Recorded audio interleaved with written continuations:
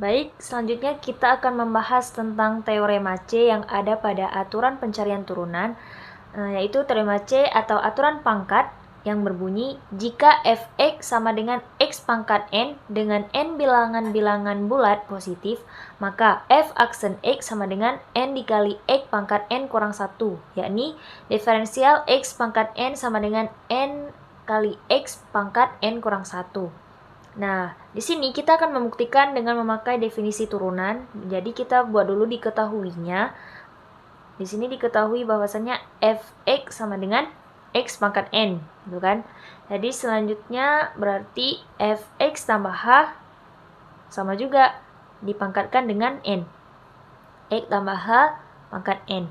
Nah, sebelum kita memasukkan nilai ini ke sini, kita cari dulu berapa sih x tambah h ini. Kalau misalkan x tambah h pangkat n ini berapa sih gitu, kalau misalkan dia dipangkat dengan n gitu. Jadi sebelum mencari pangkat n-nya, coba kita masukkan nilai n-nya itu dengan bilangan bulat dulu. Contohnya pangkat 2 dulu ya. Misalkan ini x tambah h itu pangkat 2. Ini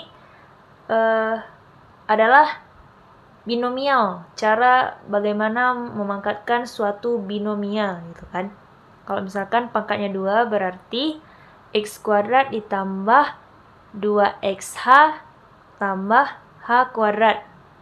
Kalau misalkan x tambah h di pangkat 3 berarti x kubik ditambah 3x kuadrat h tambah 3x h kuadrat tambah dengan h pangkat 3.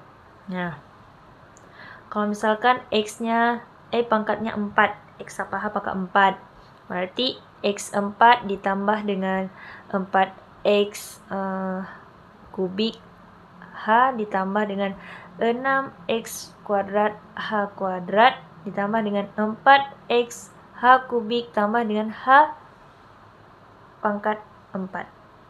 Nah, kalian pasti heran ini dari mana sih, kok bisa koefisiennya itu 1, 2, 1, habis itu 1, 3, 3, 1, ini juga 1, 4, 6, 4, 1. Ini dari segitiga Pascal. Jadi sedikit pengulangan tentang segitiga Pascal di sini. Kalau segitiga Pascal misalkan pangkatnya 0 nih, berarti ini 1 kan. Kalau pangkatnya 1, di sini 1 di 1. Kalau pangkatnya 2 berarti otomatis 1 tambah 1, 2. Jadi koefisiennya ada 2 di sini.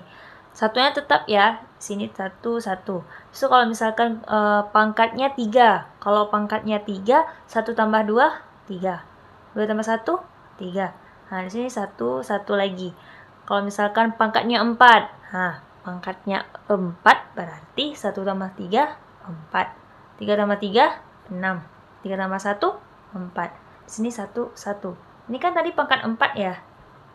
Pangkat 4. Nah, di sini sama kan koefisiennya.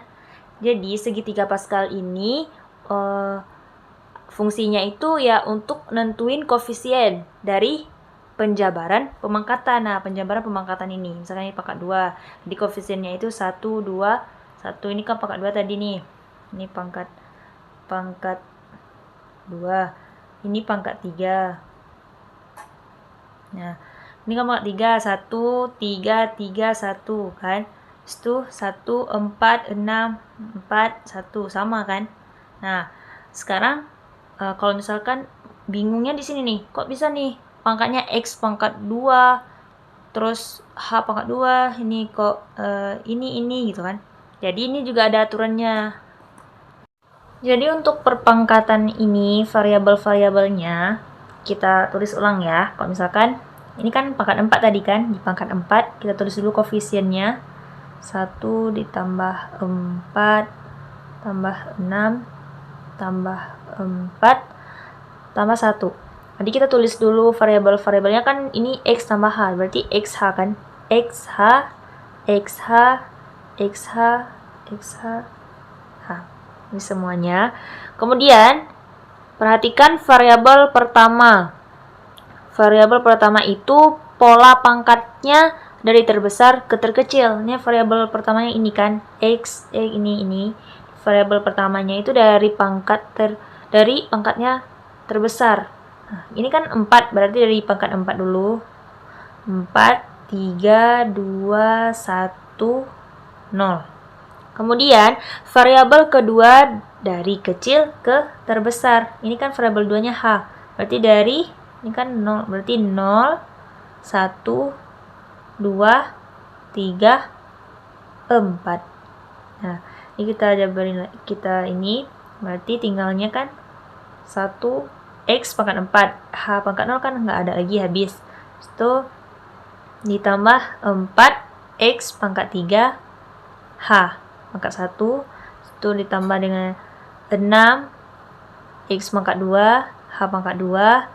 Kemudian ditambah 4 X pangkat 1 berarti X. Itu H pangkat 3 H kubik ditambah dengan 1, nggak usah tulis lagi, X pangkat 0. Jadi habis tinggal H pangkat 4. Nah, sama kan? Nah, jadi seperti itu. Oke, sekarang kita lanjut ke pembahasan kita.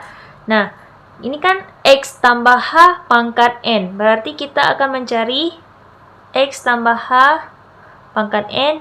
Kita ikuti sesuai di sini. Berarti kira-kira kalau misalkan X tambah H pangkat N, berarti ini kan X tambah H pangkat 4. Berarti X pangkat 4. Berarti di sini X pangkat N. Gitu.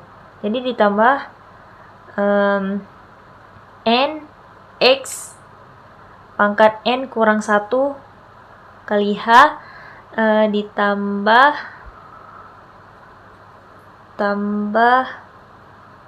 N dikali N per 1 kurang 1 per 2. Kemudian dikali dengan X N kurang 2 H pangkat 2 ditambah sampai dengan N kali X H N kurang 1 gitu.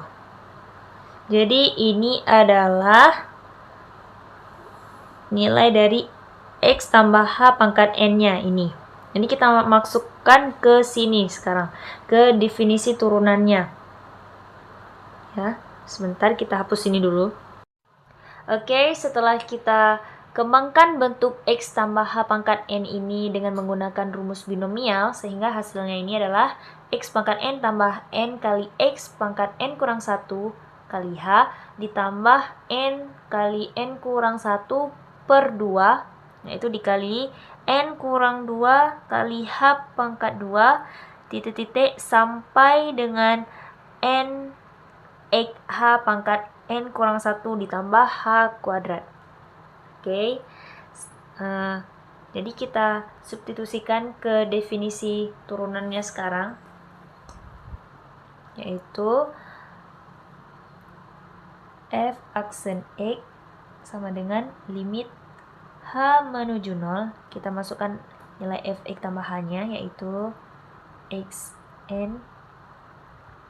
pangkat N ditambah Nx pangkat N kurang 1 kali H ditambah N dikali N kurang 1 per 2, kemudian dikali X N kurang 2 H2 titik-titik sampai NXH N kurang 1 ditambah dengan H pangkat 2. Oke. Kemudian ini nilai fx-nya dikurang, berarti fx dikurang dengan X pangkat N seper H. Nah, kemudian perhatikan di sini kan ada plus X pangkat N dengan negatif X pangkat N. Jadi langsung saja bisa dicoret dong. Nah, kemudian kita fokus di pembilangnya sekarang. Nah, semua suku di pembilang mengandung H. Nih kan? Jadi, kita bisa mengeluarkan H ini sebagai faktor persekutuan dari semua suku pembilang. Jadi, di sini kita bisa tulis limit H menuju 0, yaitu H dikeluarkan di sini. Kemudian dalam kurung N X N kurang 1 pangkat N kurang 1 dikali H ditambah N kurang 1. Oh, maaf, hanya sudah keluar kan, jadi nggak ada lagi. Itu per 2 itu dikali X N kurang 2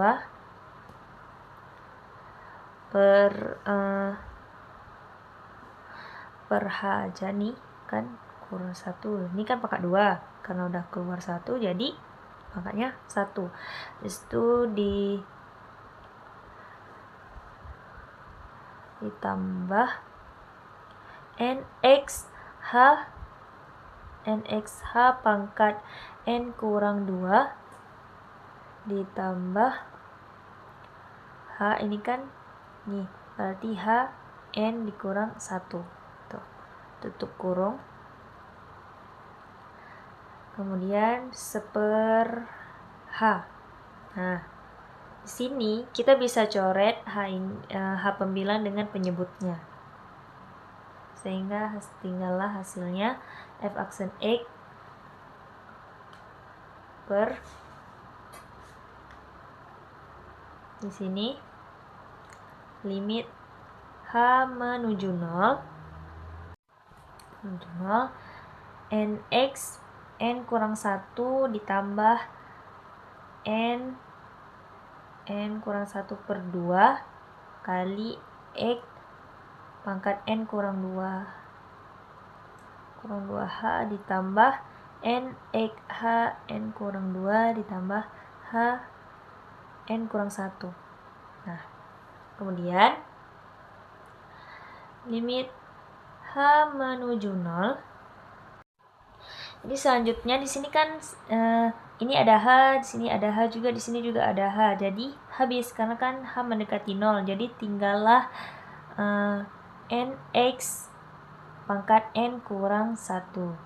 Sehingga terbuktilah F aksen X yaitu N kali X pangkat N kurang 1. Jadi terbukti. Oke, misalkan kita ambil ilustrasi dari teorema C ini. Misalkan ada soal yang diketahuinya itu D X pangkat 10 nih. Jadi otomatis 10-nya di sini kan N. Pangkat N berarti 10. Kemudian 10X 10 kurang 1. Sehingga hasilnya adalah 10X pangkat 9. Seperti ini.